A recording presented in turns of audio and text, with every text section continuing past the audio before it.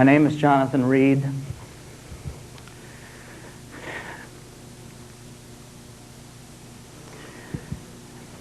Tonight I'd like to offer you my version of show and tell. I'll show you what I saw, and I'll tell you a little bit about it. And at the end, we can talk about it. I'd like to, at this time, thank a couple of special people who have helped me to come here tonight and who have invited me to let you hear what's happened to me. Terry and Bob Brown have got me here safe and given me the opportunity to tell you what happened to me and let you judge for yourself. And that's all I've ever asked to do. You see it with your own eyes. You judge it for yourself. And you decide how it affects you.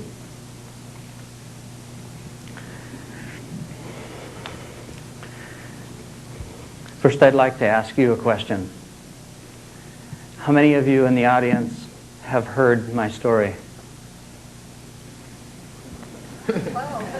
Thank you. Those of you who haven't, I will try my best to recap some of the event in a moment. Oh, and before we start, I have one other question. How many of you are currently working or have worked for any member of our government or any other? Let's see a show of hands. Well, to some of you who aren't raising your hand, and I know of 3 of you that are here, I have one thing to say to you folks. And that is, I'm here in spite of your actions, in spite of trying to keeping me from talking about this. And I will tell my story, no matter what.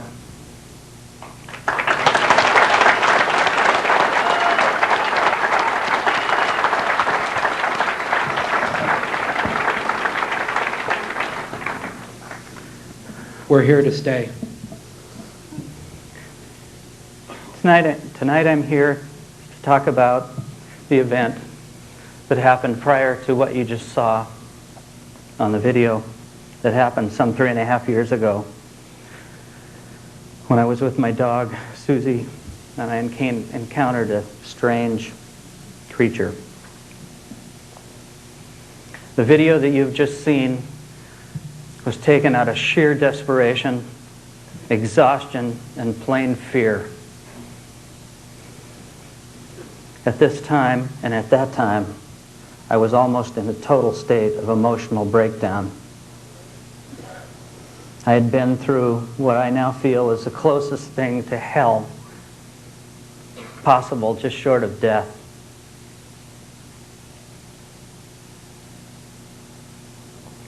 I had taken my dog for a hike in the mountains of the Pacific Northwest in Washington State, some 60 miles east of Seattle and 15 miles northeast of Snoqualmie Pass. I had parked my car, and my dog and I walked into the woods approximately for an hour and a half. During this hour and a half, we walked by trees and streams and mountains that were very familiar. I had done this many times. Nothing unusual. But all of a sudden, my dog decided to take off running after something. Again, not an unusual thing. The woods are full of raccoons and squirrels and deer. We'd seen one earlier in the day. But this time it was different. My dog took off like a bolt of lightning and was barking, and I lost her out of sight. She ran up ahead. I don't know how far. There were hills and a lot of brush. And the barking got more fierce and more fierce, and I was sure that she was in some kind of conflict with either a bear or a cat. I wasn't sure. I threw my backpack down and I grabbed a branch just in case I could throw it or defend her off of something, and I ran to the top of the ridge. And when I was at the top of the ridge, I saw something that defied everything that I have ever seen. I saw my dog in what I thought was attacking something else. And at the time, at the first moment, I thought it was a child because it was childlike in size. My dog had this thing by the arm, and they were in some kind of mortal conflict. As I watched, moment, second to second, I watched my dog being torn in half in front of my eyes. I saw her head split in half, with her jaw torn back across her back, and her life being torn apart in front of me. I called for her to let go.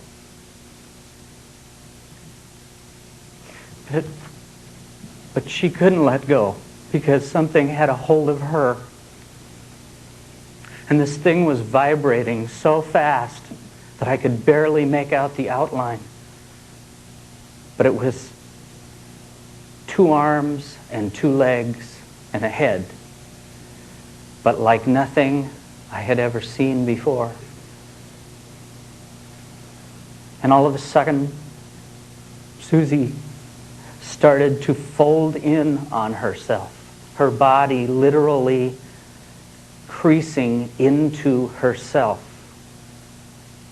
And she fell to the ground and basically died in front of my eyes. I screamed as loud as I could for her to let go.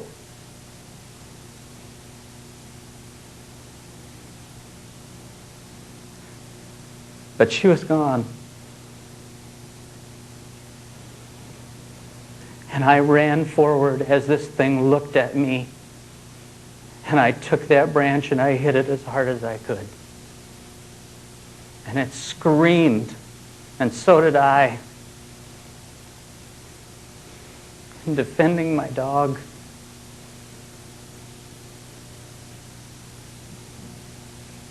I'd like to ask what you would have done. I've heard a lot of popular prattling and posturing about, well, I would have done this and I would have done that. Well, that's baloney. Be there first. Experience it firsthand. And I damn well can tell you, you will react completely differently. And anybody that's been in any real serious situation knows this to be the truth. We all like to believe that we would act in a rational, controlled manner. But when something like this incredible, this horrific occurs, you just can't. Your mind can't handle it. We're not used to this. And for Dr. Reed, he had never even dreamt to even begin to think he would see something like this. He lived a different life at a different time, like myself. And so when he saw this, how else could he have reacted? I ask you, what would you have done? What would you have felt? Put yourself in my shoes for a minute. This happened within 20 to 30 seconds.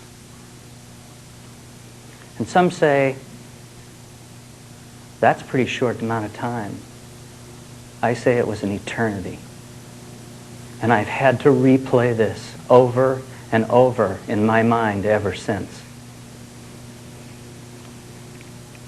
I'd like to apologize for my language in the video, but I was sick, I was frustrated because of what I was seeing in the camera lens.